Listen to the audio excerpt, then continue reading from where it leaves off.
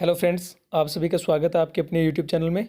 तो आज अपने इस वीडियो सेशन के दौरान आपकी क्लास 12 का सब्जेक्ट जो रहने वाला है भूगोल, ज्योग्राफी, एनसीईआरटी पर जो आधारित नोट्स बनाए गए हैं उनको लेकर के मैं ये वीडियो जो है आपके लिए बना रहा हूँ। ओके फ्रेंड्स, तो अपने इस वीडियो के द्वारा जो है आपकी इस बुक के अंदर जितने भी लेसन दिए गए हैं, दो बुक्स आपकी इस जियोग्राफी सब्जेक्ट के अंदर, उन दोनों बुक्स के अंदर जितने भी लेसन दिए गए हैं उनमें से कौन सा लेसन जो है कितने नंबर का रहने वाला है और कौन से लेसन से जो है किस लेसन से कितने नंबर का क्वेश्चन आएगा और कितने क्वेश्चन पूछे जाएंगे, कौन से लेसन से छोटे क्वेश्चन पूछे जाएंगे यानी अति लघुतरात्मक या लघुतरात्मक, और कौन से लेसन से जो आपके निबंधात्मक क्वेश्चन पूछे जाने वाले हैं, उन सभी पर अपने विचार विमर्श करेंगे। और साथ साथ में ये भी देखेंगे कि अगर जो क्वेश्चन पूछा जाएगा तो वो कितने नंबर का पूछा जाएगा।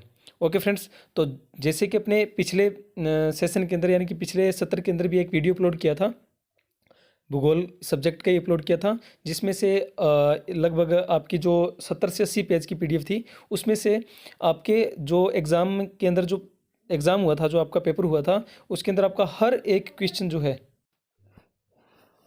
हर एक जो क्वेश्चन है वो आपको वहीं से देखने को मिला था, उसी पीडीएफ के अंदर से जो अपने वीडियो अपलोड किया था और जो वीडियो के साथ साथ में जो पीडीएफ उपलब्ध करवाई थी बच्चों को, उसी पीडीएफ और उसी वीडियो के जरिए जो है बच्चों को जो है प्रत्येक क्वेश्चन जो है उस पीडीएफ के अंदर से मिल गया था एग्ज़ाम के अंदर। ओके फ्रेंड्स, तो इस बार भी जहाँ तक है मेरा विश्वास कि आपको एक सिंगल क्वेश्चन भी इस वीडियो से यानी कि इस पीडीएफ से एक सिंगल क्वेश्चन भी जो है आपको बाहर नहीं मिलने वाला एग्ज़ाम के अंदर। आपका पूरा का पूरा 100% पेपर जो है इसी वीडियो सेशन के दौरान जो आपको पीडीएफ आपके सामने मैं प्रस्तुत कर रहा हूँ, और जो आपके इस पीडीएफ की लिंक जो है मैं आपको इस वीडियो के अंदर डिस्क्रिप्शन में भी डाल दूँगा, तो वहाँ से जो है आप उस पीडीएफ को डाउनलोड कर सकते हो। ओके फ्रेंड्स, तो चलिए अपने शुरू करते हैं और देखते हैं कि कौन सा लेसन जो कितने नंबर का है और कैसे क्वेश्चन आने की संभावना है उनसे। तो आपका अध्याय नंबर जो 1 है उसका नाम है मानव भूगोल प्रकृति एवं विषय क्षेत्र। तो इसके अंदर से आपके टोटल 2 क्वेश्चन आने वाले हैं जिनकी अपने बात कर रहे हैं। तो टोटल कितने क्वेश्चन आने वाले हैं? टोटल 2 क्वेश्चन आने वाले हैं। और कितने नंबर के आएंगे? 2 नंबर के आएंगे। मतलब आपका प्रत्येक क्वेश्चन जो इसके अंदर से आएगा वो 1 नंबर का प्रश्न एक होगा, यानी कि 2 प्रश्न आएंगे और 1-1 नंबर का प्रश्न होगा। फर्स्ट क्वेश्चन 1 नंबर का होगा और सेकंड क्वेश्चन भी आपका 1 नंबर का होगा। टोटल कुल मिला के आपके 2 नंबर के इससे क्वेश्चन आने वाले हैं। ओके फ्रेंड्स, तो चलिए अपने देखते हैं कि क्वेश्चन किस प्रकार से यहाँ पर आने वाले हैं। तो अपने बात कर लेते हैं, कुछ क्वेश्चन देख लेते हैं इस अध्याय के। निम्न में से कौन सा एक लोगों और पर्यावरण के बीच अन्योन्य क्रिया का सर्वाधिक महत्वपूर्ण कारक माना जाता है? अपने से क्या पूछा जा रहा है कि लोगों और पर्यावरण के बीच अन्योन्य क्रिया पूछी जा रही है यहाँ से। तो इसका आपका सही करेक्ट आंसर रहने वाला है मानव की बुद्धिमत्ता। सेकंड नंबर क्वेश्चन है कि कौन सा एक भौगोलिक सूचना का स्रोत नहीं है, ये पूछा गया अपने से। तो इसका एकदम राइट आंसर रहने वाला है कि चंद्रमा से चट्टानी पदार्थों के नमूने जो है ये भौगोलिक सूचना का स्रोत नहीं माना जाता है। 1970 के दशक में किस विचारधारा का उदय हुआ था, ये पूछा गया है। तो इस 1970 के दशक के अंदर अपने तीनों की तीनों विचारधाराएं कौन कौन सी?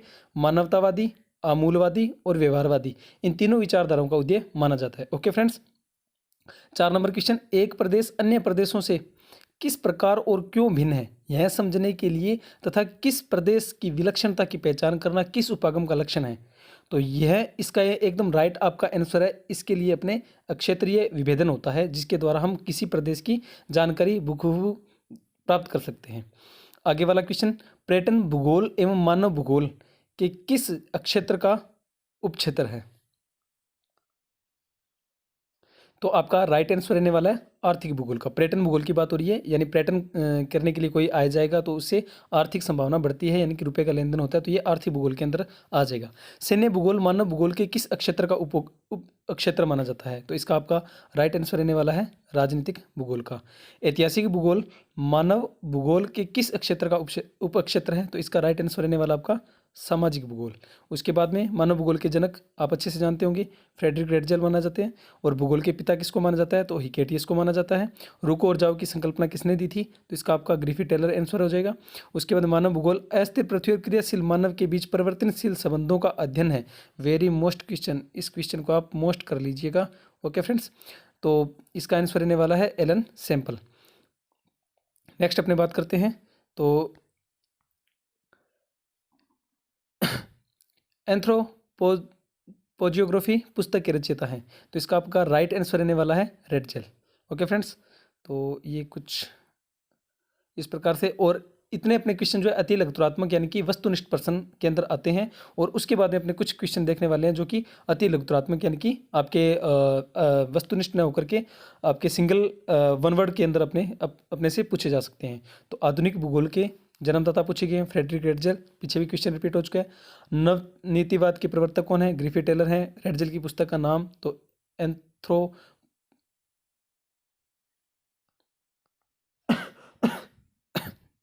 Sorry friends, एंथ्रोपोइड geography.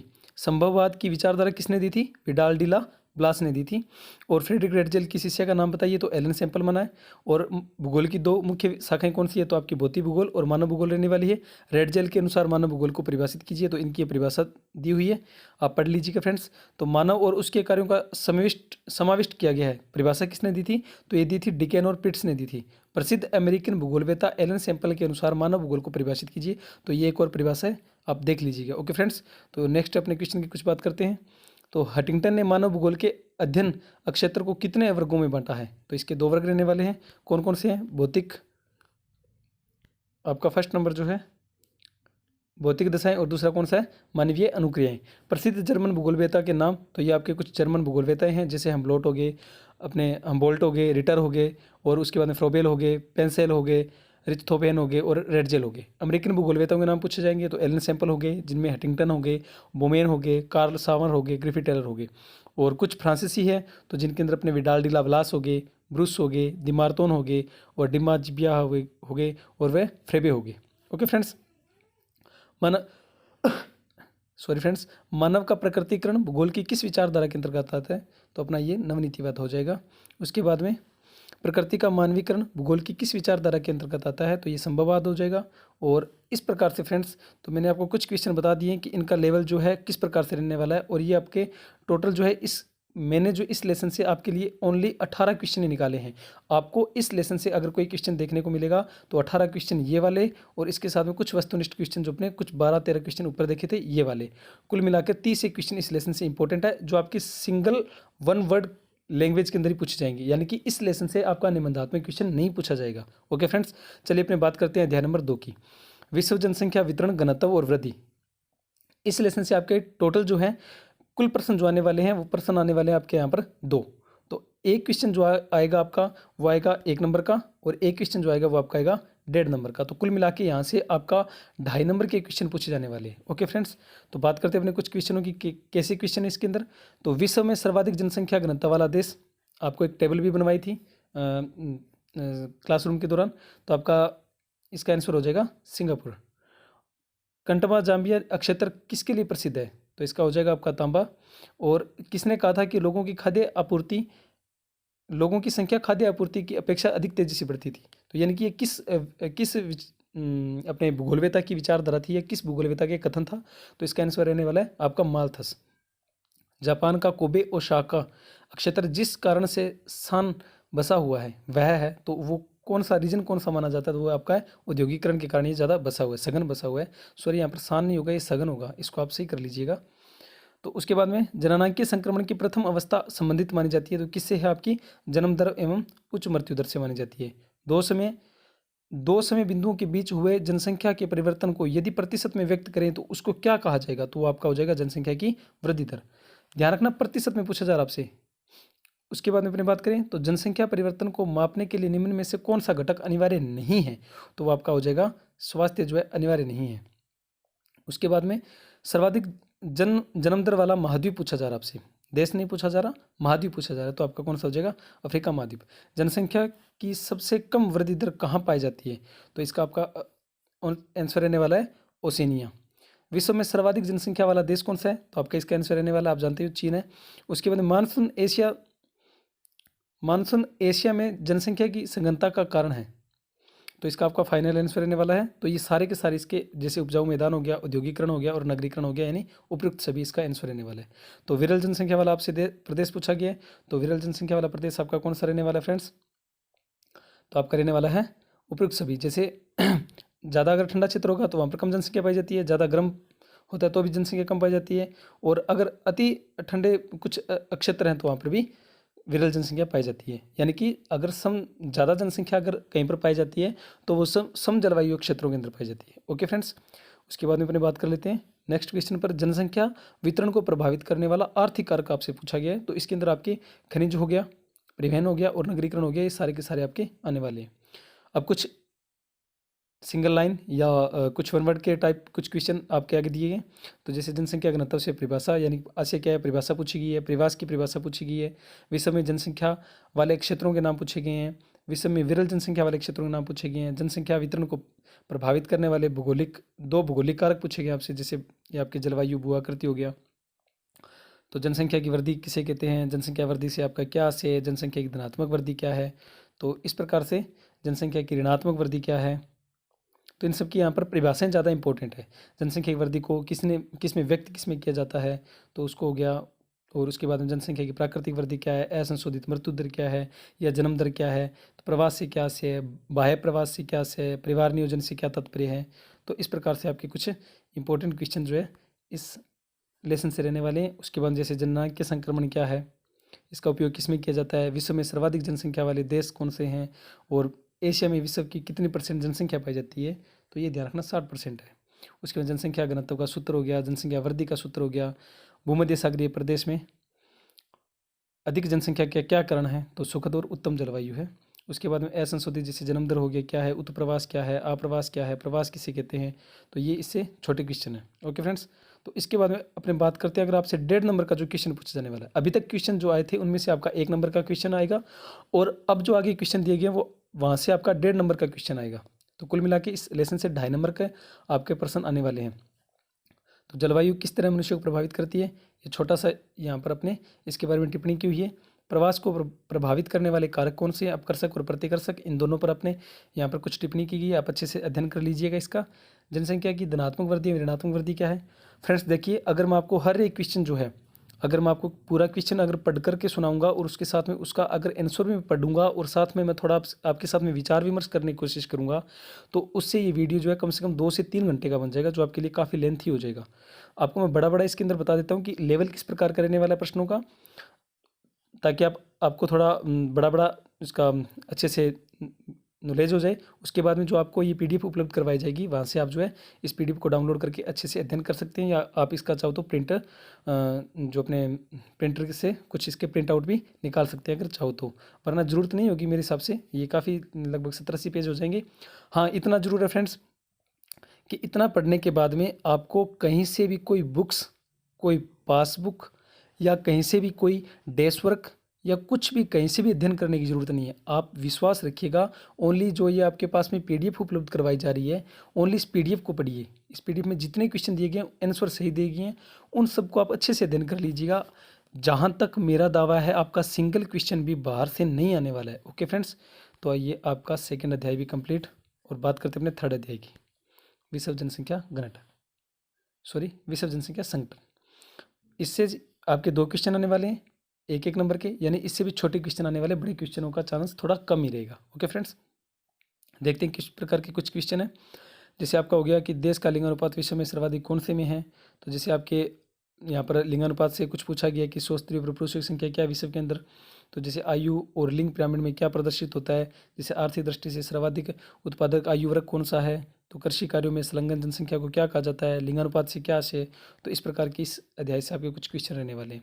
जैसे आपका साक्षरता से आप क्या समझते हैं, आयु लिंग पिरामिड क्या है, ग्रामीण जनसंख्या के व्यवसाय क्या है बताइए, नगरीय जनसंख्या, ग्रामीण जनसंख्या कहते किसे हैं, नगरीय जनसंख्या किसे कहते हैं, तो साक्षर क्या है, जनसंख्या संगठन से आप क्या समझते हैं, व्यवसायिक संरचना क्या है, जनसंख्या पिरामिड का प्रयोग कैसे किया जाता है या क्यों किया जाता है, विनिर्माण क्या है, कार्यशील आयु जनसंख्या क्या है, साक्षरता से क्या अभिप्राय है। तो इस प्रकार के। ओके फ्रेंड्स, तो अपने बात कर लेते हैं अध्याय नंबर 4 की। तो आपका मानव विकास अध्याय नंबर 4, तो इससे अपने 2 क्वेश्चन आने वाले हैं, एक आएगा 1 नंबर का और एक आएगा आपका 1.5 नंबर का। ओके फ्रेंड्स, तो कुल मिलाकर आपके 2.5 नंबर के क्वेश्चन आने वाले हैं यहाँ से। तो इसके अंदर भी कुछ आपके छोटे क्वेश्चन दिए गए हैं, जैसे UNDP कब से प्रतिवर्ष मानव विकास प्रतिवेदन प्रकाशित कर रहा है, तो इसका आपका आंसर जैसे 1990 से। ये क्वेश्चन मेरी तरफ से आपके लिए मोस्ट इंपॉर्टेंट है। ओके फ्रेंड्स, अच्छे से याद कर लीजिएगा इसको।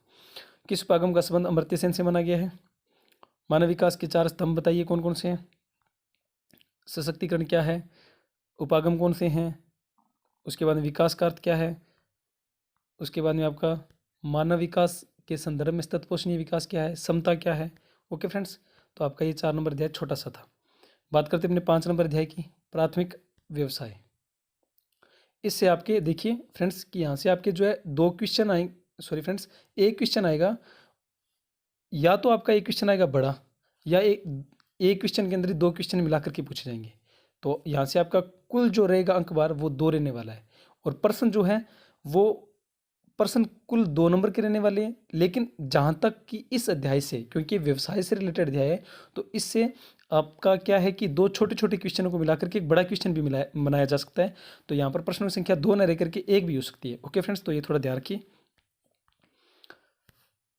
बात कर लेते हैं अपने कि कौन सा प्राथमिक व्यवसाय नहीं है। एक्समिको जनजाति कहाँ पर पाई जाती है, कौन सा व्यवसाय करती है। स्थानांतरीय कृषि को मेक्सिको में किस नाम से जाना जाता है। उसके बाद में एकल कृषि कौन सी नहीं है। उसके बाद में विस्तृत वाणिज्य अनाज कृषि की मुख्य फसल क्या है। कॉफ़ी के बगानों को फेजेंडा कौन से देश में कहा जाता है। उसके बाद में कुछ आर्थिक क्रियाएं क्या है। तो इस प्रकार के आपकी इस लेसन से जो आपका ये कुछ इंपॉर्टेंट क्वेश्चन रहने वाले हैं। ओके फ्रेंड्स, ऋतु प्रवास क्या है, चलवासी पशुचारण क्या है। तो अपने बात करते हैं कुछ नेक्स्ट आगे फ्रेंड्स। तो जैसे लाल कुलर सर्मी क्या है।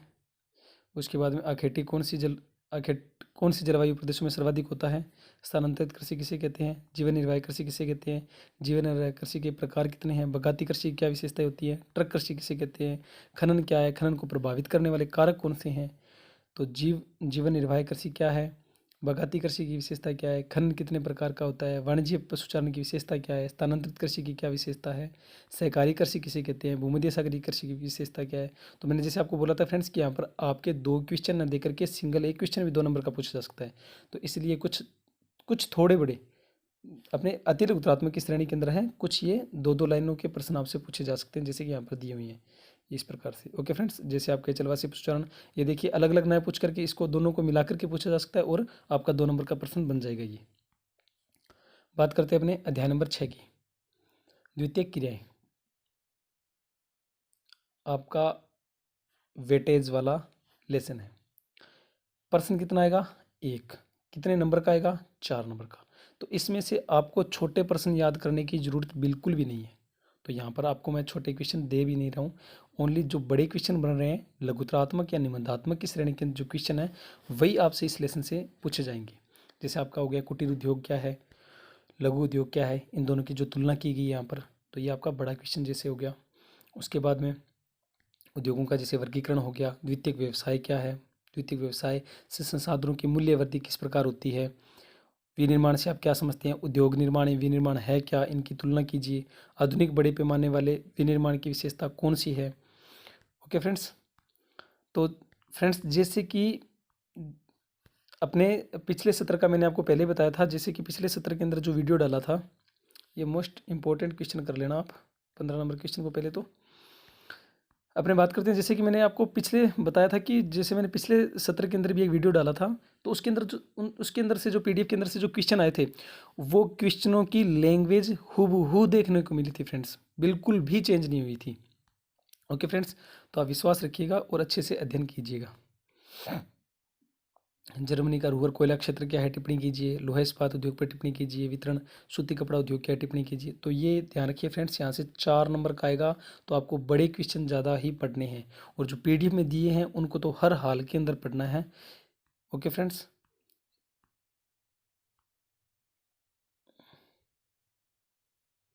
बात कर लेते हैं अपने अध्याय नंबर 7 की, तृतीयक और चतुर्थक क्रियाकलाप। कितने प्रश्न आने वाले, 2।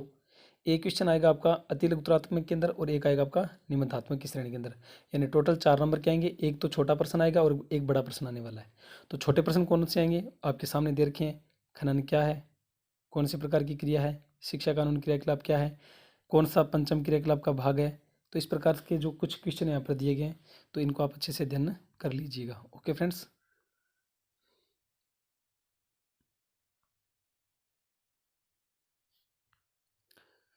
चलिए फ्रेंड्स और देखते हैं अपने आगे कुछ क्वेश्चन। तो जैसे स्वर्ण कोलर कहे जाने वाले क्रियाकलाप कौन से करते हैं। विश्व में चिकित्सा पर्यटन के अंदर उभरते हुए देश कौन से हैं। तृतीय क्रियाकलाप के प्रमुख तत्व कौन से हैं, तृतीय क्रियाकलाप के उदाहरण क्या हैं, जैसे आपके समकाल रेखाएं क्या होती है, दो जो नोड होते हैं उनको जोड़ने वाली रेखा को क्या कहते हैं, तो डब्बा वाली सेवा क्या है, जैसे मुंबई के अंदर सर्वाधिक है ना, तो परिवहन दूरी को किस में मापा जाता है, संचार कहते किसे हैं, संचार के पुरातन साधन कौन से हैं, पर्यटन को प्रभावित करने वाले कारक कौन से हैं, पर्यटन आकर्षण के प्रमुख कारण कौन से हैं, पंचम क्रियाकलाप क्या है। तो ये सारे आपके फुटकर व थोक व्यापार के।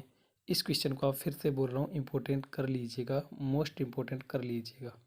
ओके फ्रेंड्स, आगे अपन देखते हैं जैसे सेवाएं क्षेत्र से क्या समझते हैं, पर्यटन तथा पर्यटन प्रदेश को समझाइए, उसके बाद में पर्यटन को आकर्षित करने वाले कारक बताइए, अंकीय विभाजन क्या है। बात करते हैं अपने अध्याय नंबर 8 की, परिवहन एवं संचार। एक क्वेश्चन आएगा अति लघुत्रात्मक का और एक क्वेश्चन आएगा आपका फिर से लघुत्रात्मक का यानी कि 1.5 नंबर का, और एक क्वेश्चन आएगा 1 नंबर का। ओके फ्रेंड्स, तो ये बात कर लेते हैं अपने कुछ किस प्रकार के इसके अंदर क्वेश्चन दिए गए हैं। पार कनेडियन रेल मार्ग की लंबाई पूछी गई है। ऑस्ट्रेलियन पार महाद्वीप रेल मार्ग किस नगरों के मध्य से गुजरता है। विश्व का व्यस्तम व्यापारिक जलमार्ग कौन सा है। स्वेज नहर किन के मध्य स्थित है। स्वेज नहर की लंबाई कितनी है। राय नदी कहाँ से होकर प्रभावित होती है। ये कहाँ नहीं है फ्रेंड्स, इसको सही कर लीजिएगा आप, ये कहाँ पूछा है, कहाँ है, ये थोड़ा गलत टाइप करते हुए थोड़ा मिसप्रिंट हो गया। ओके फ्रेंड्स, उसके बाद में किस देश में रेल घनत्व अधिक पाया जाता है। उत्तरी अमेरिका में विश्व का कुल कितना प्रतिशत रेल मार्ग है। विश्व परिवहन की प्रमुख विधियाएँ कौन कौन सी है। तो ये कुछ पार साइबेरियन रेल मार्ग के बारे में बताइए। पार महाद्वीपीय रेल मार्ग क्या है। ओरिएंट एक्सप्रेस रेल मार्ग क्या है। स्वेज नहर से आप क्या समझते हैं। आपका फिर से मोस्ट क्वेश्चन आ गया फ्रेंड्स। पनामा नहर, ये भी आपके मोस्ट के अंदर आएगा। उसके बाद में आपका विश्व के प्रमुख आंतरिक जलमार्गों के बारे में बताती है, जैसे राइन हो गया, डेन्यूब हो गया, वोल्गा हो गया, उत्तरी गोलार्ध, दक्षिणी गोलार्ध, वायु मार्ग, बिग इंच पाइपलाइन कहाँ स्थित है। तो आपका अध्याय नंबर 9। ध्यान रखिए फ्रेंड्स, आपका इस लेसन से 2 क्वेश्चन आने वाले हैं, दोनों ही 1.5 नंबर के होंगे, यानी कुल मिलाकर आपके पास में 3 नंबर के प्रश्न इस अध्याय से आने वाले हैं। क्वेश्चन जो है 1.5 नंबर का होगा तो अति लघुत्रात्मक यानी वस्तुनिष्ठ क्वेश्चन तो आपका रहने वाला है नहीं। ओके फ्रेंड्स, तो इसमें परिभाषाएं या थोड़ा सा टिप्पणी वाला क्वेश्चन पूछा जाएगा। तो जैसे कि व्यापार क्या है, अंतर्राष्ट्रीय व्यापार से क्या तात्पर्य है, तो इस प्रकार के क्वेश्चन इससे पूछे जाएंगे। व्यापार परिणाम से आप क्या समझते हैं। मुक्त व्यापार की स्थिति से क्या तात्पर्य है। ओके फ्रेंड्स, विश्व व्यापार संगठन का मुख्यालय कहाँ पर स्थित है। पतन को अंतर्राष्ट्रीय व्यापार के प्रवेश द्वार क्यों कहा जाता है। उसके बाद में आपका अध्याय नंबर 10, मानव बस्ती। इसके अंदर से फिर से एक क्वेश्चन 1 नंबर का आएगा, एक क्वेश्चन 1.5 नंबर का आएगा, कुल मिलाकर के इसके अंदर से 2.5 नंबर के क्वेश्चन आने वाले हैं। ओके फ्रेंड्स, तो कुछ क्वेश्चन है जैसे ग्रामीण बस्ती में रहने वाले लोग व्यवसाय क्या करते हैं। सन्नगर शब्दावली का प्रयोग सर्वप्रथम 1915 में किसने किया था। ठीक है, उसके बाद में आप बस्ती को किस प्रकार परिभाषित कर सकते हैं। ग्रामीण बस्ती क्या है, मेगा सिटी क्या है, मेगालोपोलिस क्या है, सन्नगर किसे कहते हैं। ओके फ्रेंड्स, एशिया की सबसे बड़ी गंदी बस्ती कौन सी है। मुंबई की धारावी बस्ती कौन सी है। ठीक है, एक फ्रेंड्स ध्यान रखिएगा, इसके अंदर से आप जो है इस प्रतिरूप को, इन चारों को मिलाकर के आपसे एक क्वेश्चन पूछा जा सकता है, तो इसको आप अच्छे से जरूर देखिएगा, आपको अच्छे से बनाना आना चाहिए। तो इसके अंदर आपको शायद क्लियर नहीं दिख रहा होगा, आप इसको बुक के अंदर से एक बार अच्छे से देख लीजिएगा। ओके फ्रेंड्स, ये प्रतिरूप से रिलेटेड क्वेश्चन आपका। उसके बाद में आपका most question important most. Okay friends, उसके बाद में आपकी सेकंड बुक और उसका अध्याय नंबर 1, जनसंख्या वितरण घनत्व एवं संगठन। एक क्वेश्चन आएगा 1.5 नंबर का आएगा, यानी ये ओनली इसके अंदर से आपके लघुत्रात्मक प्रश्न आएंगे, न कि वस्तुनिष्ठ प्रश्न तो बिल्कुल भी नहीं पूछे जाएंगे इससे।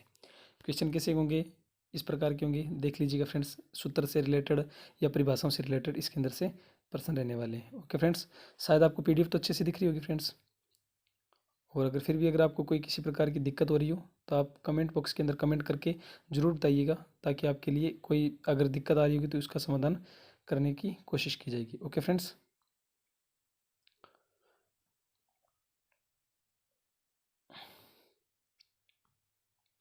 अध्याय नंबर आपका 2।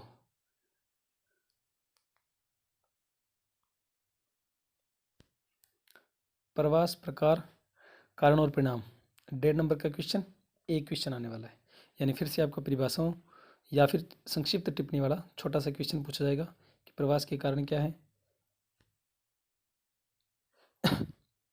तो इस प्रकार से इसके अंदर से क्वेश्चन आपके पूछे जाने वाले हैं। जनगणना, सॉरी फ्रेंड्स, ये आपकी शायद टाइपिंग के दौरान थोड़ी दिक्कत होगी, इसके अंदर पर्सन नंबर नहीं डाले गए हैं फ्रेंड्स, ये शायद या तो मिसप्रिंट हो गया होगा, तो आप थोड़ा सा इसको एडजस्ट कर लीजिएगा फ्रेंड्स। ये आपका एक ही लेसन के अंदर इस प्रकार हुआ है, शायद टाइपिंग के दौरान हो गया होगा। ओके फ्रेंड्स, अध्याय नंबर 4 मानव विकास, एक क्वेश्चन 1 नंबर का, टोटल 1 नंबर का, यानी कि आपके वस्तुनिष्ठ क्वेश्चन ही पूछे जाएंगे। ओके फ्रेंड्स, तो आपके छोटे वाले क्वेश्चन है इसके अंदर सबसे ज़्यादा इंपॉर्टेंट जो है वो मैंने दे रखे हैं, अच्छे से आप अध्ययन कर लीजिएगा। जिसके अंदर से सबसे ज़्यादा इंपॉर्टेंट जो आपका क्वेश्चन है वो यही क्वेश्चन रहने वाला है कि UNDP का पूरा नाम क्या है, इसको आप अच्छे से याद रखिएगा फ्रेंड्स। ओके, बात कर लेते हैं अपने आगे।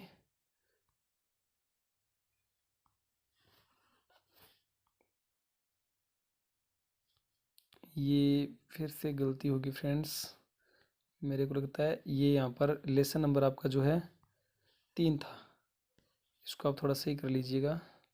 लेसन नंबर आपका ये 3 था, 3 नंबर लेसन है। ओके फ्रेंड्स, और ये आपका 4 नंबर लेसन यहाँ से मानव बस्ती शुरू होता है, 4 नंबर अध्याय ये है, न कि पीछे वाला था। ये 1.5 नंबर का क्वेश्चन आएगा, एक क्वेश्चन आएगा। ओके फ्रेंड्स, छोटे क्वेश्चन है तो आप इनको अच्छे से देख लीजिएगा।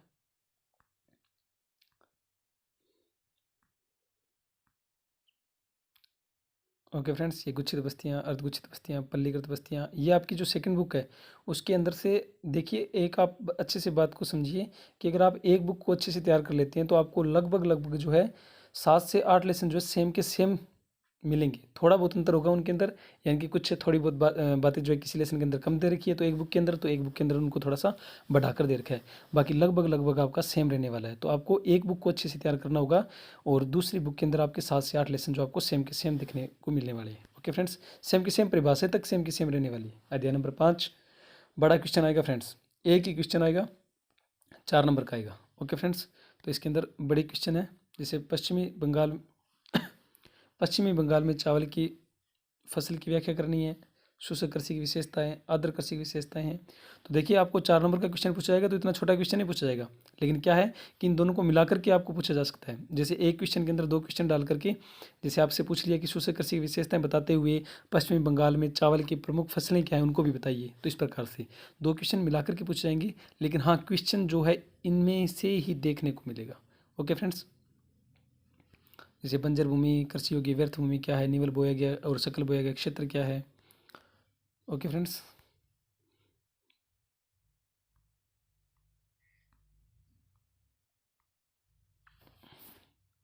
और आपका जो मोस्ट क्वेश्चन रहने वाला है वो यही है इसके अंदर से कि भू राजस्व द्वारा अपनाए गए भू उपयोग वर्गीकरण को प्रस्तुत कीजिए। तो वनों के अधीन क्षेत्र, वन, बंजर व्यर्थ भूमि वाला, गैर कृषि वाला हो गया, स्थायी चारागाह वाला हो गया, कृषि योग्य व्यर्थ भूमि वाला, प्रतिभूमि वाला, पुरातन प्रतिभूमि वाला हो गया। ओके फ्रेंड्स, निवल बोया गया क्षेत्र हो गया। उसके बाद अपने बात करते हैं अध्याय नंबर, बात कर लेते हैं अपने अध्याय नंबर 6 की, जल संसाधन। देखिए फ्रेंड्स, 2 क्वेश्चन आने वाले हैं, एक नंबर के आने वाले हैं, तो इसके अंदर से फिर से आपके वस्तुनिष्ठ प्रश्न या फिर सिंगल लाइन क्वेश्चन ही पूछे जाएंगे। ओके फ्रेंड्स, तो ज़्यादा बड़ी क्वेश्चनों पर ज़्यादा अपने को ध्यान नहीं देना है।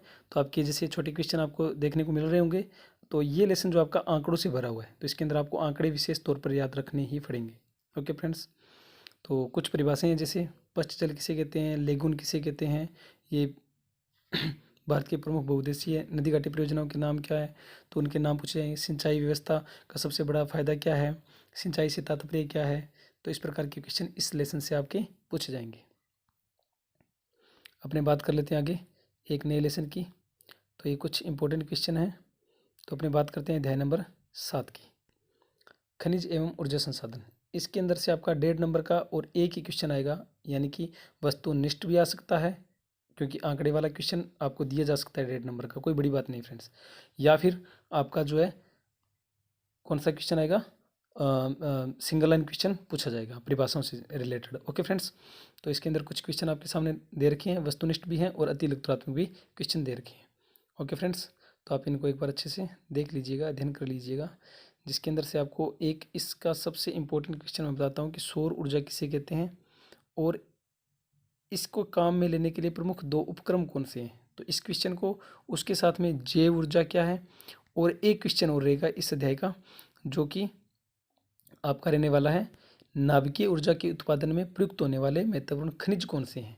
ओके फ्रेंड्स, इन तीनों को, और इसके साथ साथ में एक तेल भंडार वाला क्वेश्चन, ये थोड़ा सा ध्यान रखिए फ्रेंड्स कि ये वाला जो क्वेश्चन है ना, ये आपको मैप के अंदर भरने के लिए भी दिया जा सकता है, यानी कि असम, गुजरात, मुंबई, हाई, मेघालय, कावेरी, गोदावरी बेसिन, ये आपको थोड़ा सा मैप की दृष्टि से भी थोड़ा देखना है।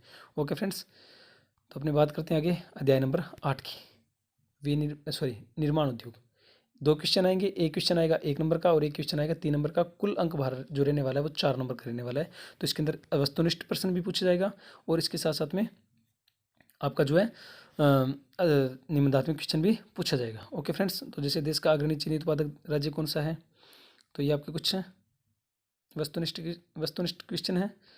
तो इसके अंदर थोड़ा सा फुल फॉर्म, जो जिन क्वेश्चनों की फुल फॉर्म दे रखी है उनको आप अच्छे से जरूर देखिएगा। ओके फ्रेंड्स, और इसके साथ में आंकड़े वाले क्वेश्चन भी थोड़ा सा ध्यान में रखना फ्रेंड्स। तो अपने देख लेते हैं। देखिए फ्रेंड्स, मैं आपको हर एक क्वेश्चन जो पढ़कर नहीं सुना रहा हूँ और हर एक क्वेश्चन की जो व्याख्यान नहीं कर रहा हूँ, क्योंकि इससे वीडियो जो काफ़ी लेंथी हो जाएगा। लगभग वैसे भी कम से कम 40 से 50 मिनट का तो वैसे वीडियो बन जाएगा, और अगर मैं हर एक क्वेश्चन पर बात करने बैठूंगा तो लगभग 2 से 3 घंटे का वीडियो बन जाएगा। तो अपने बात करते हैं अध्याय नंबर 9 की, भारत के संदर्भ में नियोजन और तत्पोषणीय विकास। 2 क्वेश्चन आने वाले, एक क्वेश्चन 1.5 नंबर का रहेगा और एक क्वेश्चन रहेगा 1 नंबर का और एक क्वेश्चन रहेगा 1.5 नंबर का। कुल अंक बार जो रहने वाला है वो कितने नंबर का रहने वाला है, कुल अंक बार जो रहने वाला है वो कितने नंबर का रहने वाला है, 2.5 नंबर का रहने वाला है। ओके फ्रेंड्स, तो देख लेते हैं कुछ क्वेश्चन जो है। इंदिरा गांधी नहर परियोजना में कौन कौन सी समस्याएं उत्पन्न हुई है, तो ये आपके छोटे क्वेश्चन के अंदर है। जैसे गद्दी जनजाति का प्रमुख व्यवसाय क्या है भारत के अंदर, इंदिरा गांधी नहर का राजस्थान में प्रवेश किस स्थान से होता है, वो सीतावाड़ी हेड से। ठीक है, तो इस प्रकार के खंडीय नियोजन क्या है, ठीक है, प्रादेशिक नियोजन क्या है, उसके बारे में बात कर लेते हैं अपने। तो भारत में सूखा संभावित क्षेत्रों के नाम बताइए, भरमौर जनजाति की विशेषताएं बताइए। ओके फ्रेंड्स, विकास से क्या अभिप्राय है, सतत पोषणीय विकास का क्या अर्थ है, और उसके बाद बात कर लेते हैं अपने 10 नंबर अध्याय की, परिवहन एवं संचार।